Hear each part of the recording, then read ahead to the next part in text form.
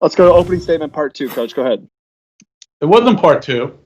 I don't like throwing it in people's faces. I was just doing a true mic check. It was the only thing that was on my mind when I was saying it. That the Yankees swept the Red Sox. That was on my mind. So anyway, hey, just a couple of things so everyone can kind of because I know no one's actually here, so I'm trying to give you some insight to kind of what's going on. A couple of things I thought. One with the COVID, obviously we have to report, if they've tested positive or if they are in contact. So those are the two things that I know the quarterback question is going to come. But with the HIPAA rules and the laws and all that stuff going in, I'm not going to be able to comment on it. And I apologize for that. It's not like an injury where I can say, well, I think he'll be back here. I think he'll be back there. So I really I'm not going to be able to, for the first time, really say anything about that. A couple things that was interesting. We had obviously we signed some free agents in the offseason that had never been to the building. And over the weekend, the first time they're coming to the building, it was, hey, where do we go? What gate do you come in? What do you, where's the lunchroom? Where's the, so there was a little bit of a learning process in that. We put 2 players on PUP, James O'Shaughnessy, which was probably expected, and I'm happy where James is. I would not be surprised. He's worked extremely hard. If at some point during this period that we're in now, when I say period we're in now, I'm saying from now till the start of the season that he comes off it, which is a good thing. DJ had a minor procedure done in the offseason. We knew about it. If we would have been able to bring him in here, but because of the pandemic, we weren't able to do that. So obviously we're just being, cautious with that and making sure that he's fine. The other thing that you want to be able to see is, you guys might have seen it on social media. Ronnie Harrison, congratulations to him. Yeah, baby boy for him and his family. And, right now, he's the only one that is not here, but he's excused, obviously, because of his family situation. And then when he comes back in, he'll go into, that COVID protocol or the testing protocol. So that's usually a 5-day window if everything is tested positive. And I really think, that's where we are. We're at 89 players are here. Obviously, we addressed, Jan's situation. So that's it. That's my opening statement. Thank you, Tad. Yep. Thanks, Coach. We'll go over to Mark to get us started. Yeah, Doug. Hi. I'm just curious. Did you have some sort of semblance of a team meeting in person with these guys, with all these guys coming in this weekend? And what was your message to them regarding being safe and smart, and B, maybe trying to get to a season? Well, I think, Mark, we have obviously we do it virtual, because it's just not, to me, it's just not worth the risk of getting everyone together, congregating, in that environment. Plus, again, it's, what do you have as far as here? It's outside. If it rains, we have to go inside. You do it in daily. So, I'm fine. I'm very comfortable with the way that we're talking. So my message, to the team was that the first thing I wanted to say is I discussed the opt-out, situation of that. Obviously we understand there's risk. Obviously, everyone has to make that decision, and I can't speak for everyone, but I'll respect that decision. And we as an organization respect that decision, whatever you do. But it has to be something that comes from an individual. So I wanted to make sure that I convey that to the players. The second thing is that, we're truly in, for lack of a better term, a ramp-up period coming in. And my goal first is to make sure that we understand, the protocol that's been put in place by, both the NFL and the NFLPA, both doctors, both groups. A lot of people put a lot of work into it, and I really think that they've done a very good job. And really start conditioning ourselves. I found that when I first came into the building, and I did the same thing with the coaches, that, I kind of had to condition myself of, having a mask on, whether it's one of the surgical masks or something of this nature. And, when I'm in my office and no one's around, I can put it down or flip it off, and then, the minute someone knocks on my door, I wind up putting it on like this, and I think there's a little conditioning in that, and like I told the players, hey, we're going to get everybody in shape, work on that and getting us ready to go. But really, my main concern is getting everyone conditioned to the protocols, and take a deep breath.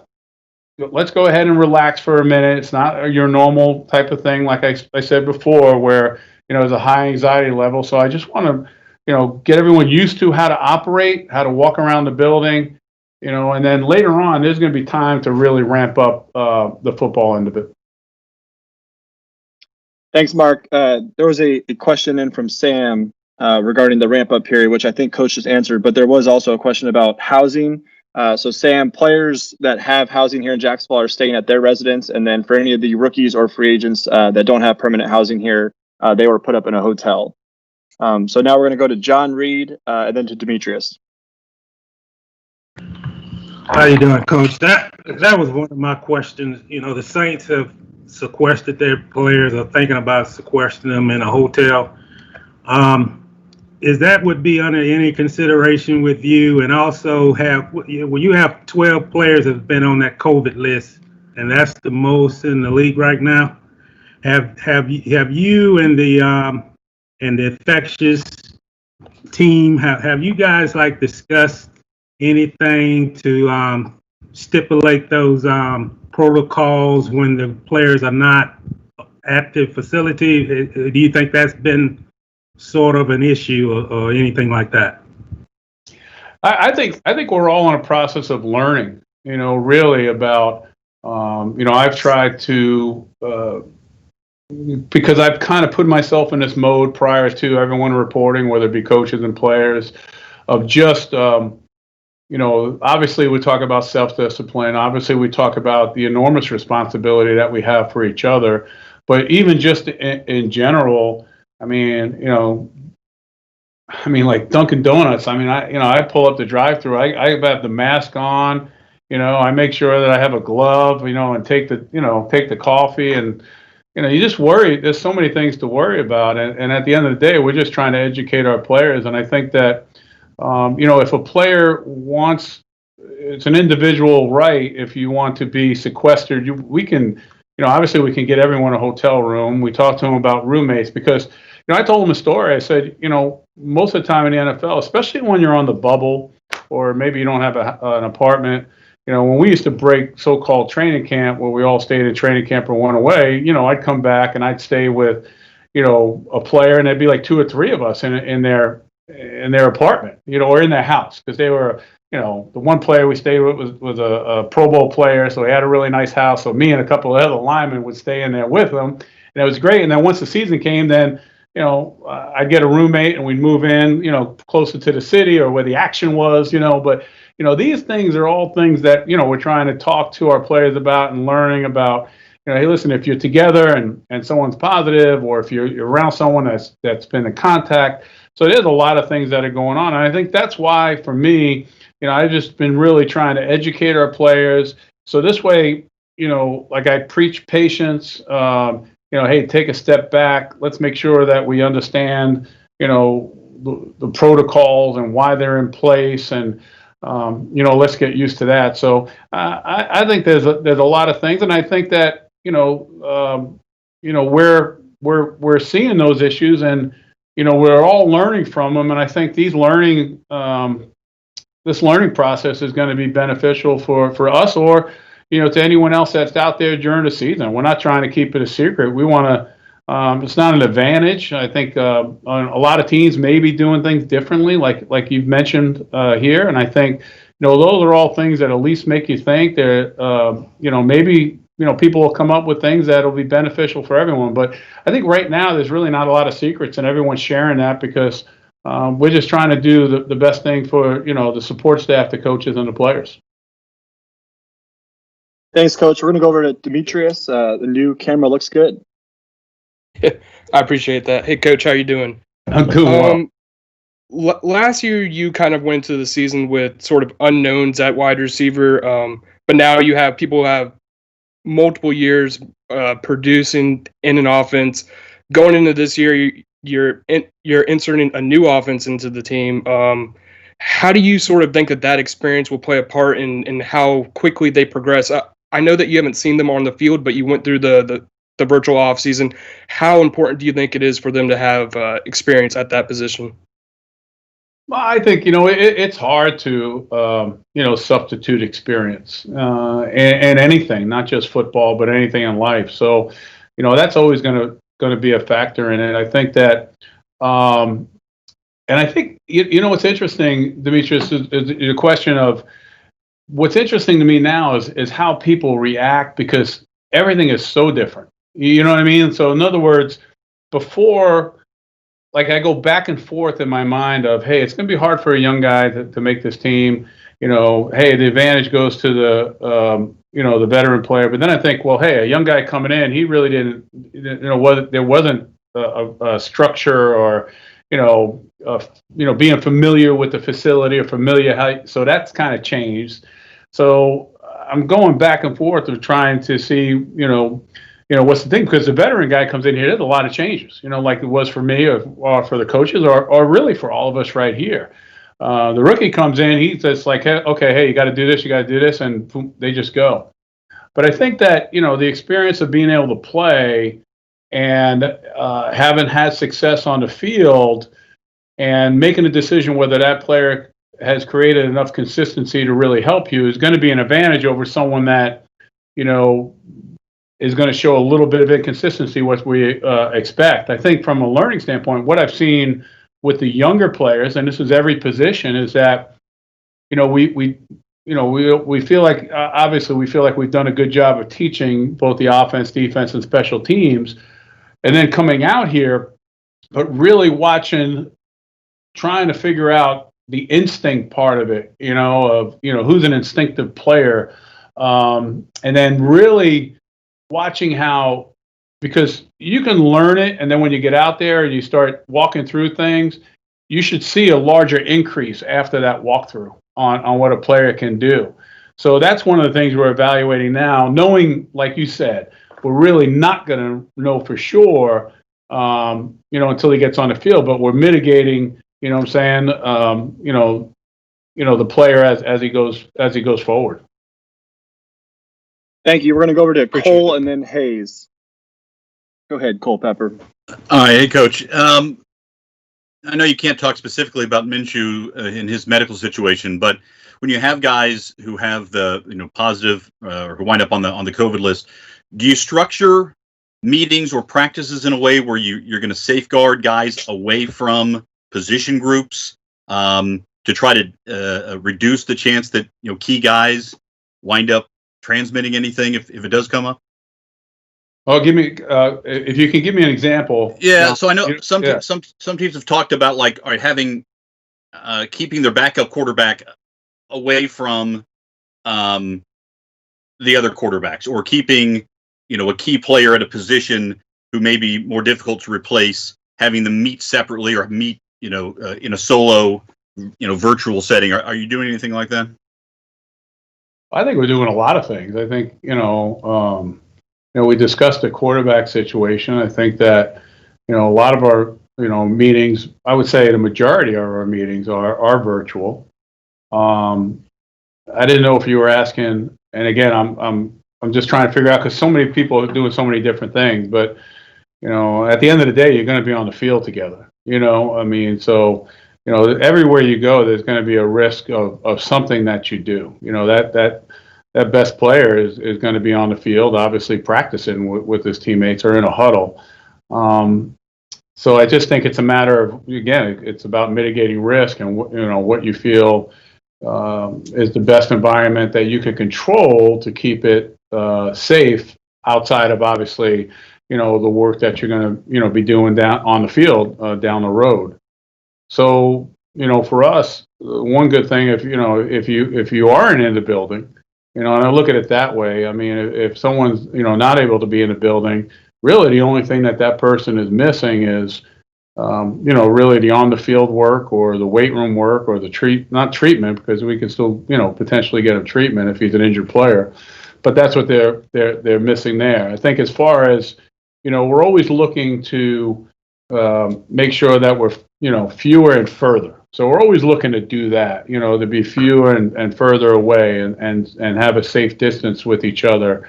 So, again, there's a lot of things that are going on. People are splitting groups up in their weight room, and we went around and around with a lot of different things, and I just think it's a matter of what's going to make the players comfortable. Obviously, first is what's the best thing, but I think there's a lot of different ways to do it. So we're just going from there. Thank you. Thanks, Cole. We'll go over to Hayes. Hey, Doug, I've got two things for you.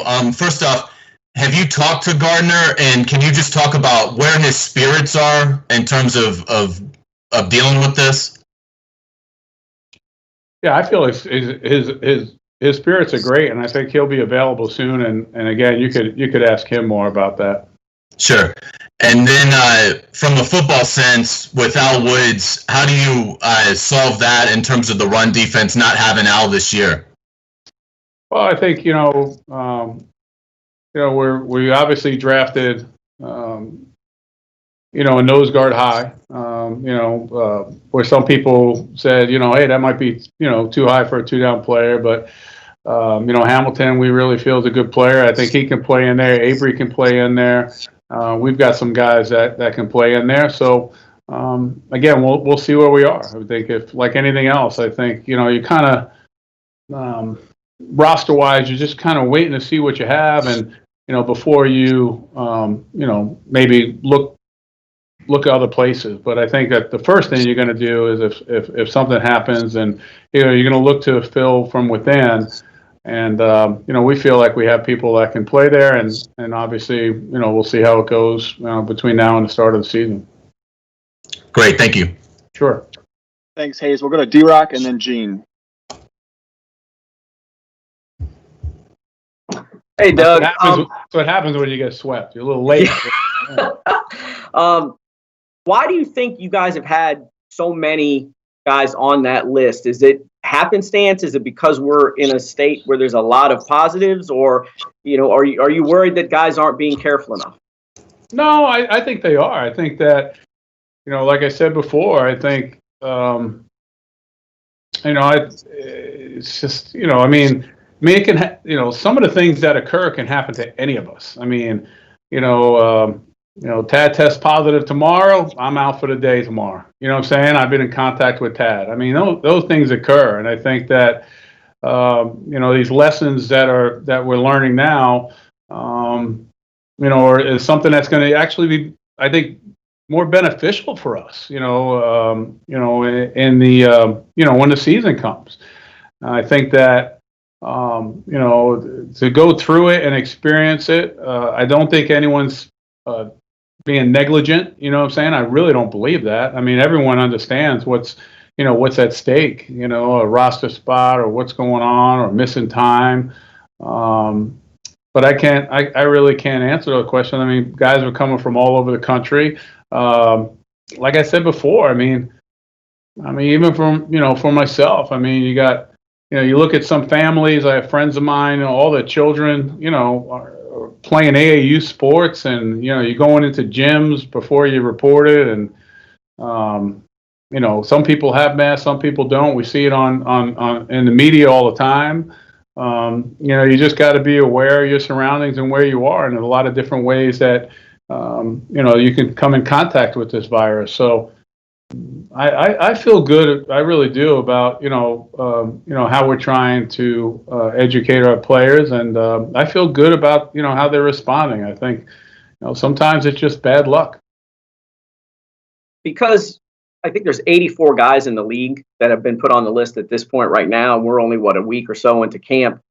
Does that give you less hope, or are you less optimistic that you can pull off a season with the virus around, considering they haven't even been in contact with each other? On the field, close contact. Well, I don't try to look so far ahead, because I don't know what this virus can do or pick up, or however it may go. What I look at is what we're doing right now, safety wise, and again, there's constant communication with the league and the doctors, and we're constantly trying to, create an environment that's safer and safer. And when I see that, I mean, I obviously you feel pretty good. I mean, if I didn't feel good, I wouldn't be here if I thought it was a high risk. So I think that's what a lot of us are going through. I mean, we're looking at it. We appreciate the amount of work, the amount of time that has been put into these protocols that have been, put in place for our safety, even though that we understand that there's a risk. So, each and every day you got to evaluate that. Thank you. Thanks, D-Rock. We're going to go to Gene and then Gary.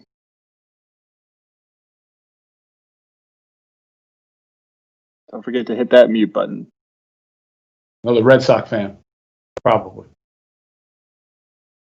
From what you know of Gardner's mindset in the year plus that you've been able to be around him, do you see him as somebody who takes all the low expectations nationally that have been bestowed on the Jaguars, or a low quarterback tier ranking from something like Pro Football Focus? Do you see him deriving motivation from something like that, especially when you consider? Wait a minute, especially when you consider what he told, Shad Khan, Tom Coughlin, Dave Caldwell in the pre-draft meeting about all the games that he won at Washington State. Yeah, I don't know that one. I don't know what he said. So, that's a good question. I don't know that, Gene. Honestly, I mean, I don't know if we ever had, a discussion to really know how he feels about that. I know that it's something that, I will talk to the team about, in general, about, what people feel about us and where we are. And, I just think, but I think individually, everyone's so different. I mean, there's a lot of guys that have a lot of confidence that whatever anyone says, it doesn't really matter. There are guys that, will get motivated by that stuff. As long as you take information and you're able to channel it the right way, I think you can be successful. I think when you take information, whatever it may be, from a standpoint of trying to, get yourself going, or, being ready or committed, whatever you want to say, if you don't channel that the right way, I think that can come, into be a negative. It can cause frustration. It can cause, a lot of things. So, but that's a great question, because I don't know if Gardner feels that way, that motivates him, or he really, there's probably a balance between it motivating you and his confidence in his ability. I don't look at him as a walking around with a chip on your shoulder type guy. Now that's me. I'm not speaking for anyone else. So I don't think I view him as a guy that takes advantage of opportunity. That's how I see him.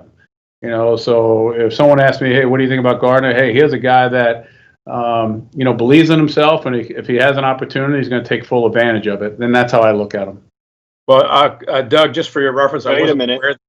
I wasn't aware that you didn't know, but at this pre-draft meeting, he told Shad, Tom, and Dave about all the things they said about him prior to the draft. Not strong enough arm, other little deficiencies, and then he added with the caveat, "But I won 11 bleeping games at Washington State last year." Yeah, I don't. Again, I feel like President Reagan. In the past, I have no recollection. I don't know. I don't remember that. But that's fine. I'm not saying he didn't say it. I'm not trying to cause a controversy of, I might not have been in the room when that was going on, or I may have been in the room and, I was thinking about the Yankees. I don't know. All right, we're gonna go over to Spitter. Hey, Doug. If a player is on the COVID-19 list and he's asymptomatic, or he's one of the guys that came into contact with someone, is he able to participate in meetings from a virtual standpoint, or are you asking those guys to do that? Sure. I mean, if he's healthy enough, I think there's a lot of symptoms that come in.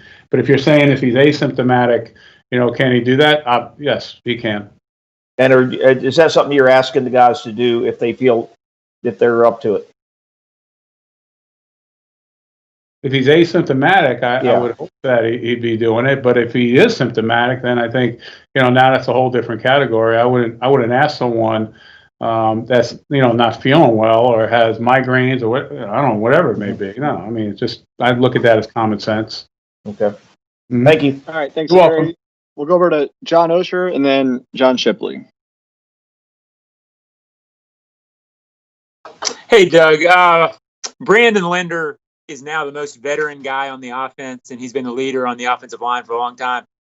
Talk about him in that regard and just what he's meant to the offensive line in the last 2 or 3 years. Yeah, I don't think it's a secret. I think that, Brandon has been, a very consistent football player, a very good football player for us. Brandon brings a lot, into the building, even, outside of him just, being able to play. So, I'm excited about, where he is, but then, you look at it and it's not a secret. I mean, I've been saying it, from right after the season when people were saying, what are we going to do to fix the O-line or what are we going to do here? And I'm like, I feel pretty good. I think this group's going to be ready to take a big step. I think, it's interesting, just the other day, I think you guys will see the difference. I'm not going to put words in your mouth, but, I mean, they look good, all of them. Cam looks really good, but you guys will be able to see that for yourselves when you get in. So, I'm expecting that group to take a big step. And, obviously, Brandon's a big part of it, of bringing everyone, together from a standpoint of communication. And, I'm going to be excited, and I'll be watching, to see how that group grows in these next couple weeks when we start playing football. Not necessarily now. I know those guys have worked extremely hard. It's a very prideful group. They're a very close group, like I think most teams are with the offensive line. So, I think we feel fortunate to have someone like Brandon who's been able to play at a high level and consistent. That's the center that can bring that group together. So I think we got a lot of good guys there, and they care about their performance, which is obviously important. Thank you, guys. We're going to do 2 final questions here. We're going to go to John Shipley and then finish with Edgar Thompson. Hey, Coach. Thanks for doing this. I know you guys, you're returning Josh Dobbs in the quarterback room this year, and then you have 2 guys who are new to the team, and Mike Glennon and Jake Luton. I know you guys aren't on the field yet, but just what are your overall thoughts and really comfortability with the quarterback room outside of Gardner Minshew right now? I'm comfortable with those guys. I mean, obviously, I watched Josh and how he improved last year. I thought he did a great job. I really did. I mean, the first day, that he came in here, I didn't really know anything about him, and then then all of a sudden you set in your mind, you say, okay, I think a couple days goes by, and you're like, all right, I see where he's at, and now let's see, is he going to get better or worse? I think it's always been something I believed in. I think it's very difficult, or I should say this: I really don't believe you stay the same. I think you're either getting better or you're getting worse every day. So I saw a guy like Josh really attack his things that he wanted to work on. So I'll look to see when he goes out. Mike Glennon's a guy that we've done a lot of work on prior to the draft when I was with Buffalo. So I went to visit him. We did a lot of things. I knew him, been able to watch a lot of tape. So looking forward to seeing him on the field, because I haven't been with him on the field in this type of capacity as far as the NFL. And then our young rookie guys, we've been watching them every day, and so far I like what I see, but I like what I see with everyone. So I think it's going to just be a matter of who can go out there. I think they all have good leadership ability. I think they all have good command. It's just going to matter of seeing how well they produce, and I think that'll work itself out. All right, thanks, Coach. Yep, thanks, John. We'll go over to Edgar for the final question. Yeah, Coach. Thanks for being available today. What was one area of growth that stood out about Gardner last year, primarily, and then what area maybe do you want to see him maturing at this year? I think like the one area, I mean, that we've talked about before was obviously ball security. I thought that was an issue when he was playing early on, and I think that's something that he really did a good job of during the season, and correcting that. And then I think once we get together and watch him on the field, I think we can get specific, on hey, what are some of the things to work on. I think sometimes you go right to the stats and you say, okay, hey, this was that, this is what we need to work on. So I just wait till they start getting here and going and seeing where they're at now, with all this time has passed. Because the one thing about Gardner, and the same with a lot of other players on a team, a lot of these guys have worked hard in this offseason, even during this pandemic, to try to get better. So you want to get them on the field first as a coach, before you start hammering home, the things that you need to improve on. But all of us can improve, including myself and everything that we do. So I just think that's a pretty broad way of looking at it, and that's the way I address it until we start working with them. And then we kind of just start narrowing it in after that. Thank you. You're welcome.